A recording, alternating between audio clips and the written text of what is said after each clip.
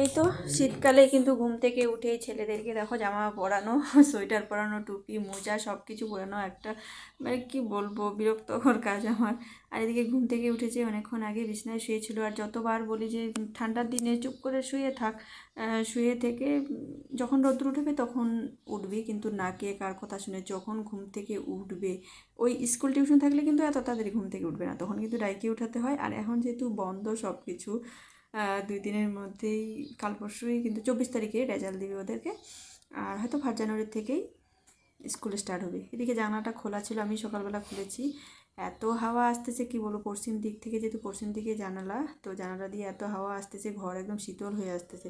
চলো, ওরা ঘুম থেকে দুজনেই উঠে গেছে। রাজদীপ বললাম একটু ক্যামেরাটা ধর, আর ওকে জামাগুলো পরিয়ে দিলাম আমি, সোয়েটার, টুপি, মোজা।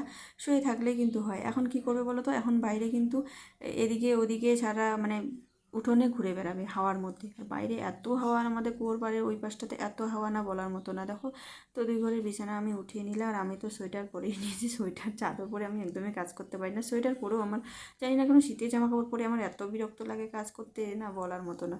তো এদিকে ওকে জামা কাপড় পরিয়ে দিলাম, বললাম যে দাঁড়া আমি ঘরটা ঝাড় দিয়ে নিই, হাতে ব্রাশ দিয়ে দেবো, ব্রাশ করিয়ে একবারে মুখ দিয়ে ঘরে ঢুকে দেবো। ঘরেই তো থাকবেই না যতক্ষণ না রোদ উঠবে। আর এই কয়েকদিন ধরে কিন্তু 25শে ডিসেম্বর আসছে, তার জন্য কিন্তু ঠান্ডা ঠান্ডা ওয়েদার। আর দেখো গলায় কিন্তু আমার এখনও কিন্তু মাফলার ঝুলতেছে, মাফলার না ওড়না ওটা।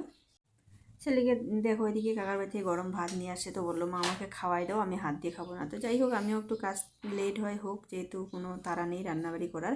এদিকে ছেলেকে খাওয়াই দাওয়াই, আমি স্নান করে পুজো দিয়ে তারপরে রান্না বসাবো। এদিকে দেখো অনেক দিন পর মাকে পুজো দিচ্ছি আমি। ওর বাবাই পুজো দেয় কয়েকদিন ধরে, সকালবেলা উঠে আমিও। আর সকালবেলা কী বলো তো, এই যতই শীত যতই কুয়াশা হোক না কেন, সকালবেলা স্নান যদি করে নেওয়া না, মানে অনেকটা কাজ কিন্তু হালকা হয়ে যায়, অনেক বড় কাজ হয়ে যায়। আর তার মধ্যে স্নান করেই পুজোটা, দেখো স্নান করলে তো পুজো দিতেই হবে। তো দেখো মায়ের কাছে অনেক দিন পরে আসলাম, আর এখানেই একমাত্র শান্তির জায়গায়। তোমার যত ভালো লাগে, খারাপ লাগা, দুঃখ কষ্টই একমাত্র এটাই জায়গা, যে যাকে তুমি সব কিছু বলতে পারবে। তো মাকে এখানে সেবা দিয়ে নিলাম, ওই প্রতিদিনের মতো স্নান করে পরিষ্কার করে ঘর। তো মাকে তো এই মায়ের মুখটা দেখলে যেন কী বলবো, মন প্রাণ একদম জুড়িয়ে যায়। তো তোমরাও মাকে দর্শন করে নাও, আর অবশ্যই জানিও আমার মা হচ্ছে কেমন হয়েছে। তো আমার ছেলে বলে, রাজদীপ বলে, রণদীপ বলে, মা দেখো এবারে ঠাকুরটা কিন্তু আমাদের হচ্ছে সরস্বতী ঠাকুরের মতো হয়েছে। তো তোমাদের কাছে কি তাই মনে হয় বলো তো? তো যাই হোক বন্ধুরা, এটা কিন্তু দুপুরবেলা খাওয়া দাওয়ার পর আমি সোয়েটার আবারও পরে নিয়েছি। মানে এত ঠান্ডা লাগতেছে কি বলবো। আর এখন কানের মধ্যেও হাওয়া লাগতেছে, সারাদিন একটু হালকা হালকা হাওয়া ছিল। সকালবেলা খাওয়া দাওয়ার পর কিন্তু অতটাও ঠান্ডা লাগে না, কিন্তু দুপুরে খাওয়া দাওয়ার পর এত ঠান্ডা লাগে বলার মতো না। তাই এটা কিন্তু দুপুরবেলা খাওয়া দাওয়ার হয়ে গেছে আমাদের, দেওয়ার পরে দেখো সোয়েটার পরে নিয়েছি। এবার ছেলেদেরকে সোয়েটার পরাবো। চলো টাটা সবাইকে, আজকের মতো।